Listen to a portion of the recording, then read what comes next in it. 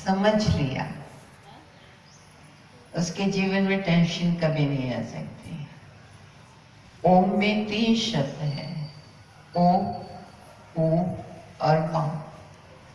ये अ, ओ, ऊ और म से ओम बना है। अगर हम इन 3 शब्द को एनालाइज करें तो इन 3 शब्द के अर्थ को, ओ से क्या होता है, ऊ से क्या होता है, म से क्या होता है। ओंकार की ध्वनि लगाई जाती है, ओम की ध्वनि लगाई जाती है। तो अ, ऊ और म। अ से है अभिमान का त्याग, मैंपन का त्याग, मेरेपन का त्याग। जिसने मैं किया, मेरा मेरा किया, वो मर गया। जिसने तेरा तेरा किया, वो तर गया। जीवन में किसी भी छोटी बड़ी चीज का हमें अभिमान न हो। जो कुछ है ईश्वर ने दिया है, इसी दुनिया में रहेगा, यही के यही छोड़ के हम चले जाएंगे। कभी भी भूल के भी किसी चीज के लिए हम अभिमान करते हैं, हम सब जानते हैं। सबसे बड़ा उदाहरण रावण का दिया जाता है। शिव भक्त दुनिया में उससे बड़ा कोई नहीं था, उससे जैसा विद्वान कोई नहीं था।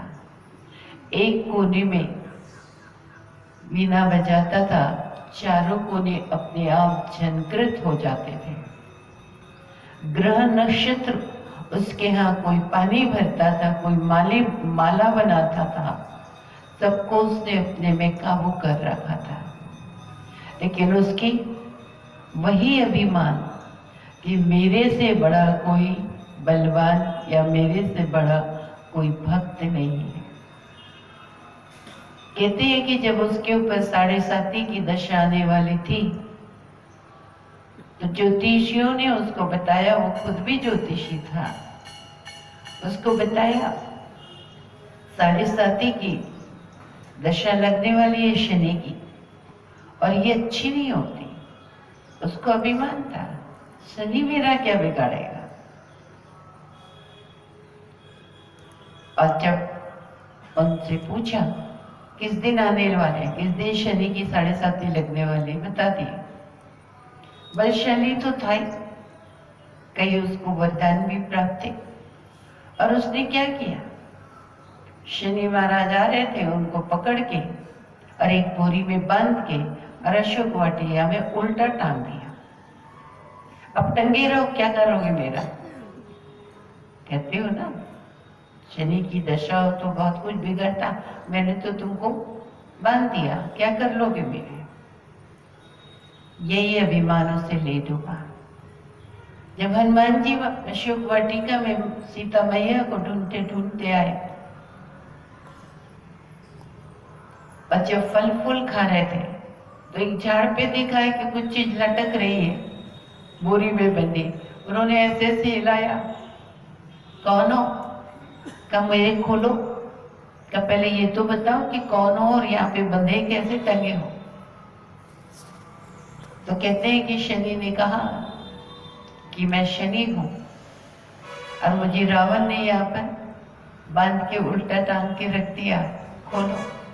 हनुमान जी ने कहा मैंने भी सुना है आपके बारे में, आप सीधे देखते हो तो बहुत बिगड़ता है, अभी तो तुम उल्टे लटके हो, जब मैं खोलूंगा तो तुम्हारी तिरछी दृष्टि मेरे पर पड़ेगी तो तुम मेरा कितना कुछ बिगाड़ दोगे, मैं नहीं खोलता। तब शनि महाराज ने कहा नहीं, अगर तुम मुझे यहां से खोल दोगे तो मैं तुम्हें एक बहुत बड़ा वरदान दूंगा। हनुमान जी ने राम जी का नाम लेकर उनको खोल दिया। और जब शनि महाराज को खोल दिया तो शनि महाराज ने उस दिन हनुमान जी को वरदान दिया, आज तुमने मुझे छुड़ाया है। कलयुग में जब कभी किसी पर 7.5 या अढ़ाइया लगेगी, जो तुम्हारी पूजा करेगा उसका मैं कुछ नहीं बिगाड़ूंगा। कुछ चीजें हमें मालूम होनी चाहिए, इनका भी अस्तित्व है जीवन में। और हनुमान जी ने तो उसे छुड़ा दिया, उनको शनि महाराज को, और वरदान दे दिया। आज भी जब 7.5 लगती है, अढ़ैया लगती, तो पंडित जी यही कहते, हनुमान जी की पूजा करो, तेल चढ़ाओ, अक्का फूल की माला चढ़ाओ, सिंदूर चढ़ाओ।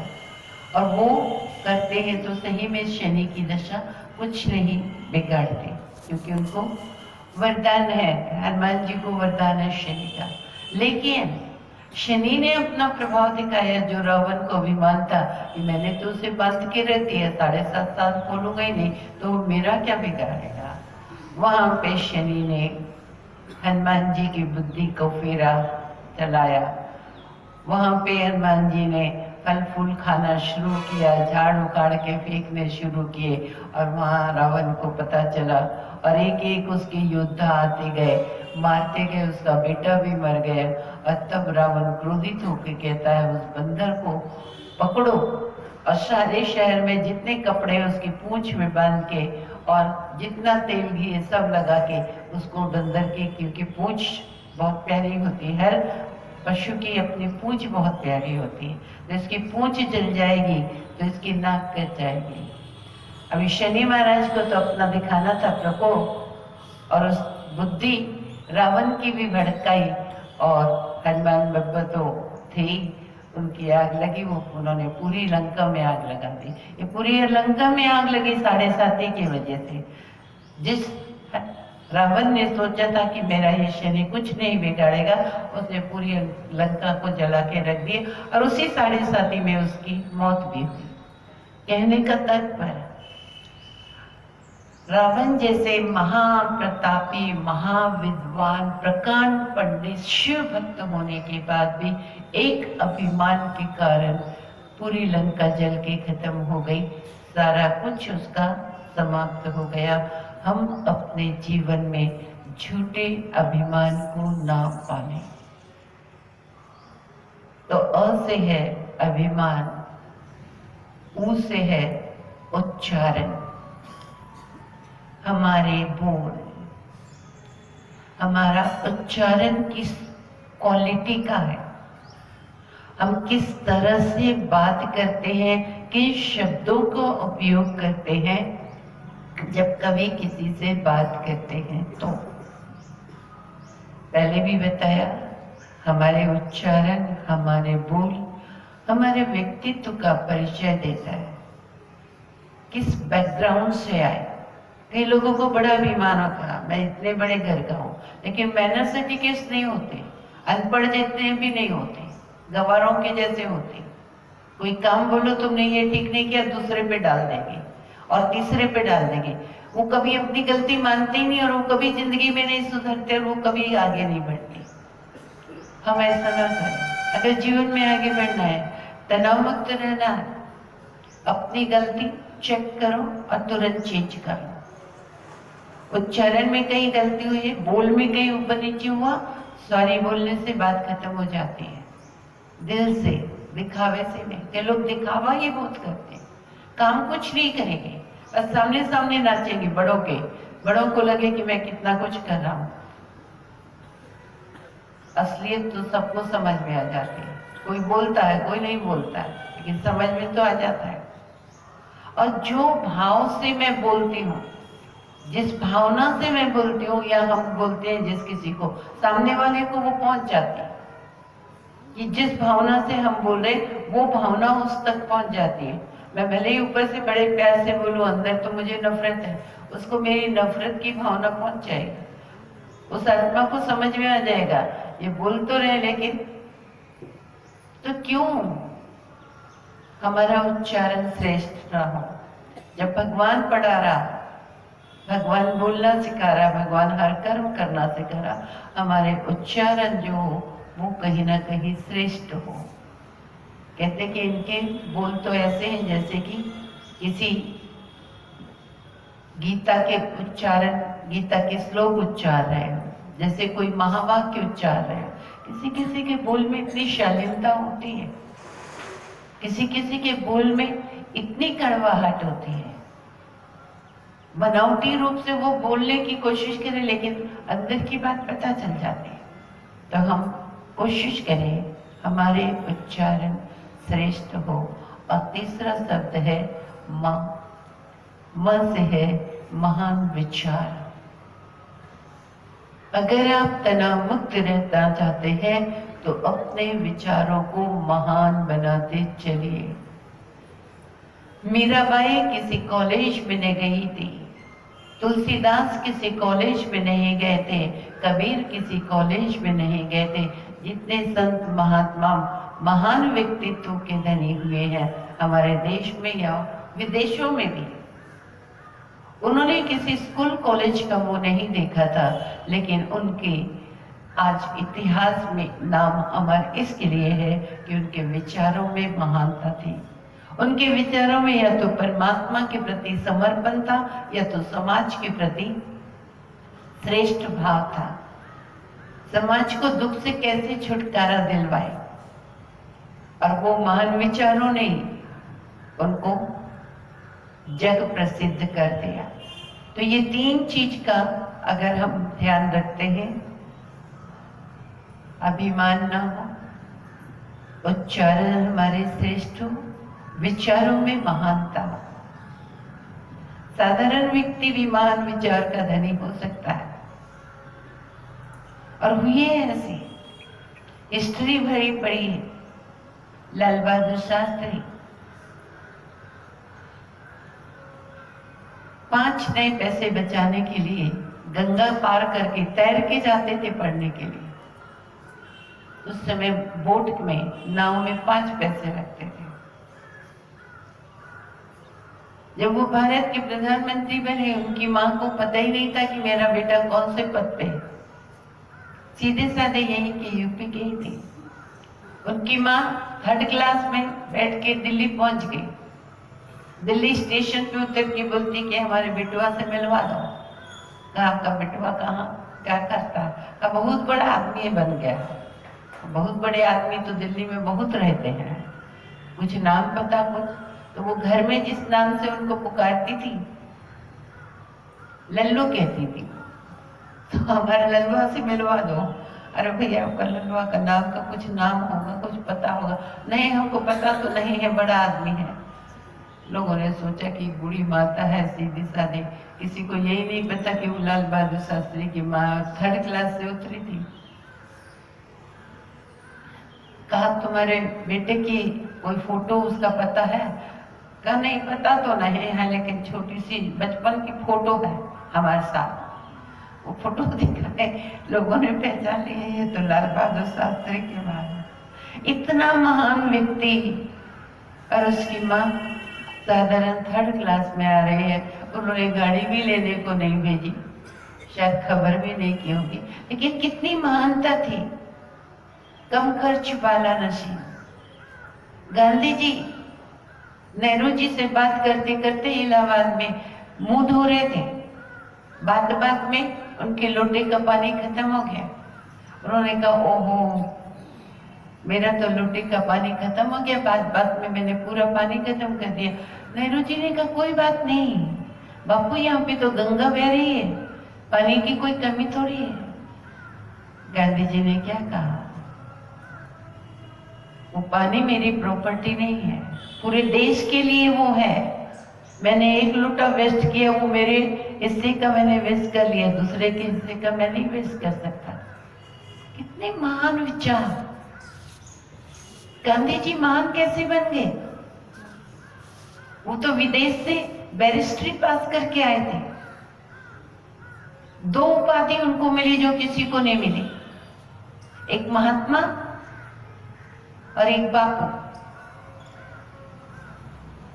राष्ट्रपिता महात्मा गांधी, उनके राष्ट्रपिता और महात्मा बनने की ये 2 उपाधि उनको कैसे मिली? वो विदेश से पढ़ के आए थे बैरिस्ट्री पास करके। उनको एक गांव में भेजा गया, जाकर देखिए इस गांव में पढ़ाई शिक्षा कैसी दी जाती है। अब उस जमाने में गांव में कोई स्कूल नहीं हुआ करते थे, झाड़ के नीचे बैठ के बच्चों को पढ़ाया जाता था। उस गांव में पहुंचे, दूर से वो झाड़ रहे और यहां से देख रहे, बच्चों को शिक्षक बहुत अच्छे से पढ़ा रहे, बहुत प्यार से, जैसे लगन से पढ़ाया जाता है। अब छुट्टी हुई, बच्चे चले गए। गांधी जी उस गांव के जो सरपंच होते उनके पास पहुंचे, कहा वो जो टीचर पढ़ा रहे थे, शिक्षक, उनके घर मुझे ले चलो। उस शिक्षक के घर के लिए बाहर गए, टूटा सा झोपड़ा था। शिक्षक की पत्नी बाहर कुछ साफ सफाई कर रही थी। तो गांधी जी ने कहा, तब तक वो महात्मा भी नहीं बने थे, राष्ट्रपिता भी नहीं बने थे, सिर्फ मोहनदास करमचंद गांधी थे। तो गांधी जी ने कहा, आपके पति को बुलाइए। उसने कहा, नहीं वो नहीं आ सकते। कहने, मुझे उनसे बहुत जरूरी बात करनी है। कहा, मुझे बता दीजिए, मैं उनको बता दूंगी। कहने, मुझे तो उनसे ही बात करनी है। उनकी पत्नी ने कहा, नहीं वो नहीं, आपसे नहीं मिल सकते। तब गांव के लोग ने गांधी जी को समझाया, बापू आप उनको बता दीजिए, उनकी पत्नी है, वो उनको बता देंगे। तब गांधी जी ने कहा, वो शिक्षा तो बच्चों को बहुत बहुत अच्छी तरह दे रहे थे, लगन से पढ़ा रहे थे, लेकिन एक बात जो मैंने देखी वो अच्छी नहीं लगी, उनकी जो धोती थी वो बहुत गंदी थी। अगर शिक्षक खुद स्वच्छ नहीं रहेगा तो बच्चों में स्वच्छ रहने की संस्कार कैसे डालेगा। और तब गांव वालों ने जो सत्यता उनको बताई वो सुन के गांधी जी रो पड़े। क्या बापू आप कौन सी दुनिया से आए हैं? आपको पता है उस शिक्षक को 7 साल से सैलरी नहीं मिली है, 7 ईयर्स, लेकिन उसके मन में है कि मेरे गांव का एक बच्चा भी अनपढ़ नहीं रहना चाहिए। स्वाभिमानी है, किसी से लेते भी नहीं। उसकी पत्नी जो काम कर रही है वो लकड़ी थोड़ी बहुत बिन के 2-4 दिन में लाती है, वो बेच के एक टाइम चूल्हा जलता है, 2 टाइम चूल्हा भी नहीं जलता। दोनों पति पत्नी एक टाइम खाना खाते हैं। और सबसे बड़ी बात जो आपने कहे कि उसकी धोती गंदी थी, पति और पत्नी दोनों के बीच एक ही धोती है। जो धोती पहन के वो पढ़ा रहे थे, वो धोती पहन के उसकी पत्नी ये बाहर काम कर रही है, उनके पास धोती दूसरे कपड़े नहीं है, इसके लिए वो आपसे नहीं मिल सकते। एक धोती कब धोएंगे, कब सुखाएंगे और कब पहनेंगे। और ये सुन के गांधी जी के आंखों में आंसू आ गए और उन्होंने उसी दिन वहां पे शपथ ली, आज के बाद मैं अपने तन को तब तक नहीं ढकूंगा जब तक मेरे देश के हर देशवासी को तन ढकने को कपड़ा नहीं मिलता। और 1948 तक जब तक उनको गोली मारी गई, गांधी जी ने कभी अपने तन को पूरा नहीं ढका। पहले की फोटो छोड़ दीजिए, उस घटना के बाद आप देखेंगे एक धोती एक गमछा, और वो भी वो खुद सूत काटते थे और उससे बनाते थे अंत तक। क्योंकि जब तक 48 तक भी हमारे देश से इतनी गरीबी नहीं हटी थी कि हर एक को तन को ढकने को कपड़ा मिले। ऐसे विचार किसके हो सकते?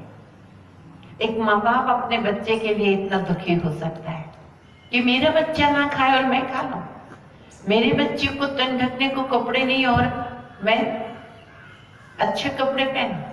वो जो भावना थी सारे देशवासियों के प्रति, अपने बच्चे के प्रति, उन्होंने उनको राष्ट्रपिता बनाया। और वो तो चाहते तो एयर कंडीशन गाड़ी में घूम सकते थे। विदेश से बैरिस्ट्री पास करके आए थे। उस जमाने में बैरिस्ट्री बहुत बड़ी बात होती थी। भारत के लोग पढ़ते लिखते ज्यादा नहीं थे, कोई उच्च पद पे नहीं होते थे, तो वो चाहते तो एसी में घूम सकते थे, लेकिन उन्होंने त्याग किया। इसके लिए उनको महात्मा की उपाधि मिली। इन महान विचारों ने उनको महान बनाया। हमारे जीवन में हम भी महान बन सकते हैं। हम तो छोटी छोटी बातों में उलझ जाते हैं, छोटी छोटी बातों में अपनी एनर्जी, अपनी शक्ति को खर्च करते हैं।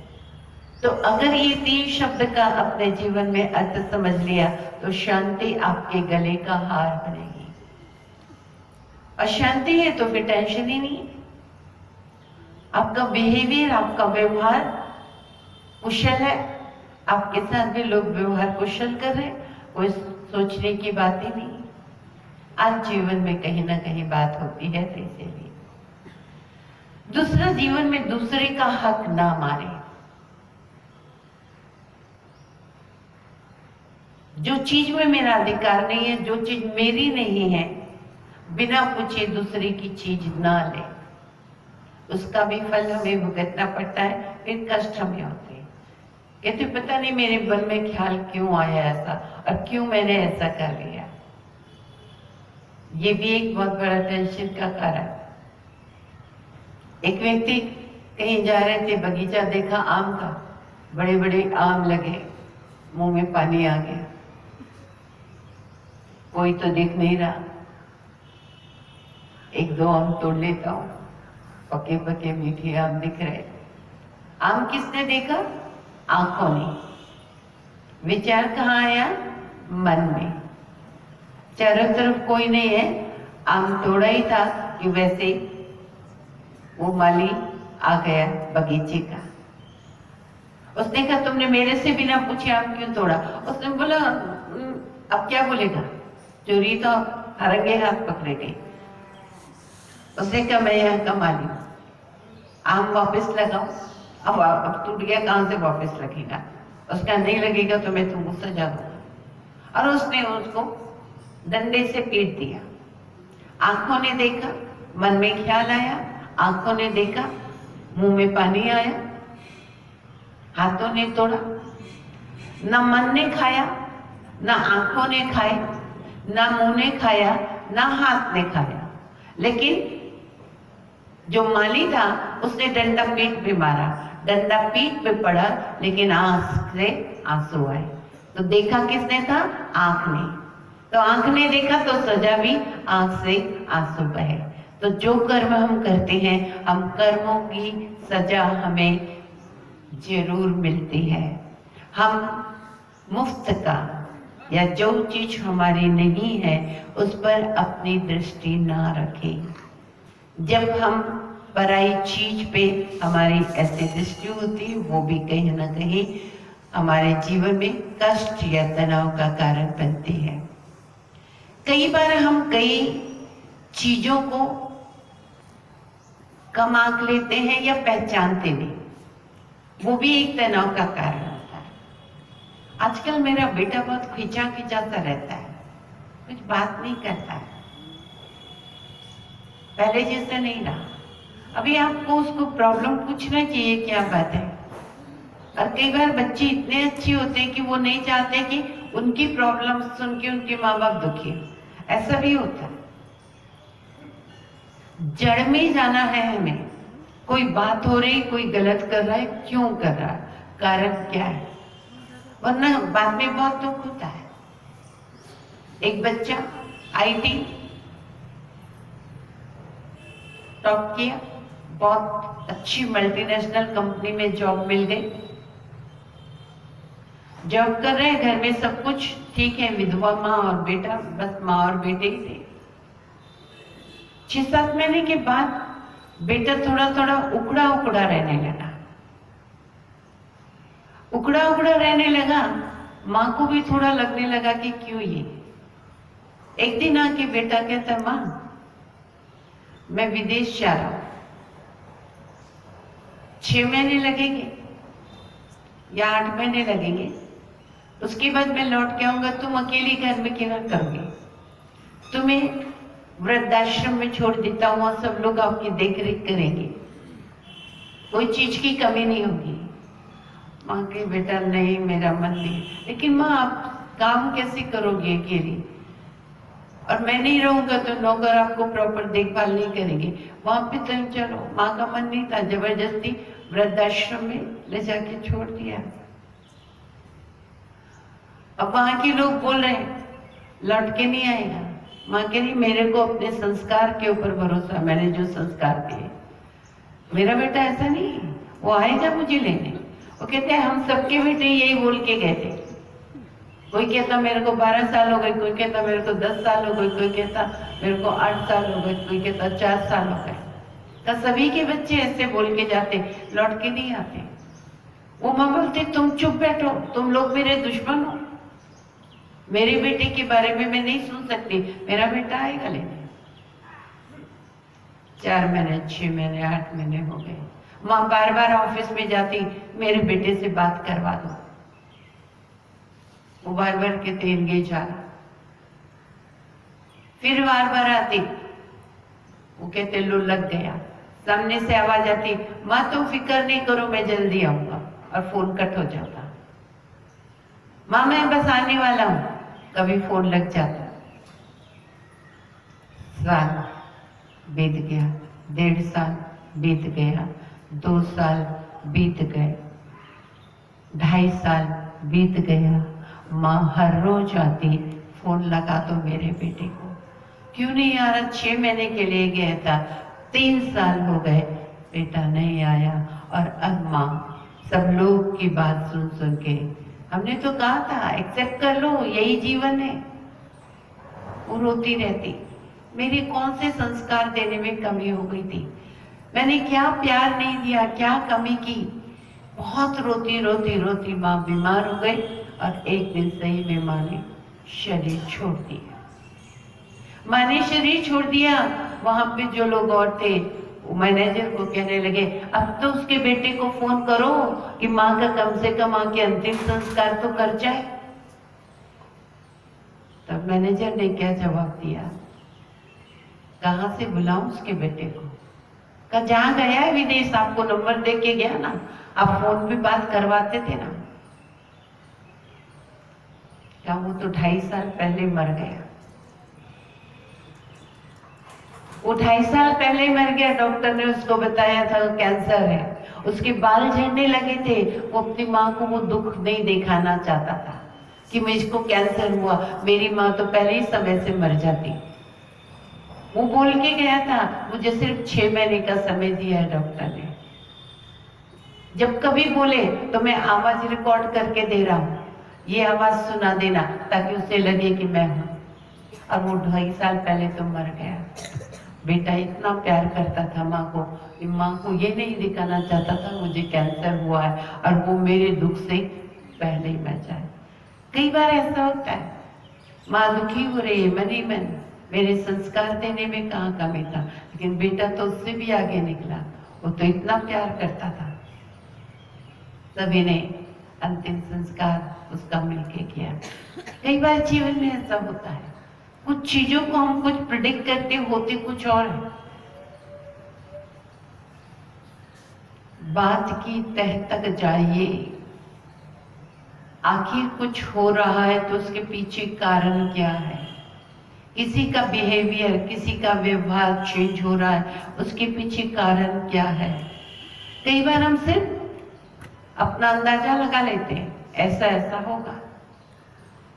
क्या बेटी की तो यही इच्छा था कि माँ जितनी जिंदगी उसकी है वो पूरी जिए, मेरी वजह से पहले कुछ ना हो जाए।